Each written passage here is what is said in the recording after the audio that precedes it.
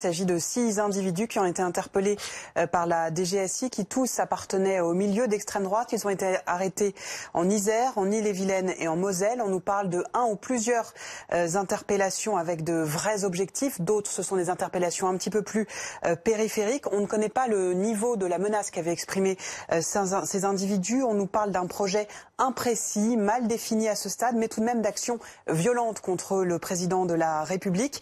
Ces individus, ces interpellations, elles s'inscrivent dans le cadre d'une enquête préliminaire ouverte par le parquet de Paris pour association de malfaiteurs criminels. On sait qu'en tout cas, l'ultra-droite, c'est un milieu qui inquiète et qui fait partie des priorités des services de renseignement.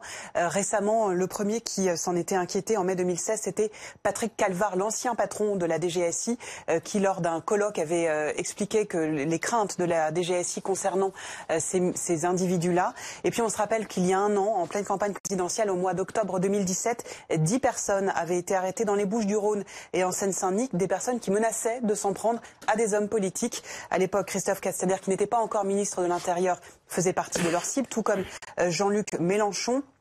Ces personnes avaient été arrêtées donc en octobre. Le leader avait été arrêté un petit peu après, en juin 2017, un jeune homme qui s'appelait Logan, qui avec son organisation qu'il avait rebaptisée OAS voulait, dit-il, protéger son pays contre l'islamisation de la France. Et puis je termine avec un mot sur des menaces dont on se souvient le nom, Maxime Brunery, qui lui aussi voulait s'en prendre au chef de l'État. C'était en 2002 sur les Champs-Élysées, le 14 juillet, qu'il avait sorti son arme pour tenter d'abattre le président de la République avant d'être interpellé puis évidemment placé en détention. Il passera plusieurs années derrière les barreaux. Ces menaces, elles sont assez fréquentes et aujourd'hui ça mène donc à 6 interpellations dans le milieu de l'extrême droite par la DGSI.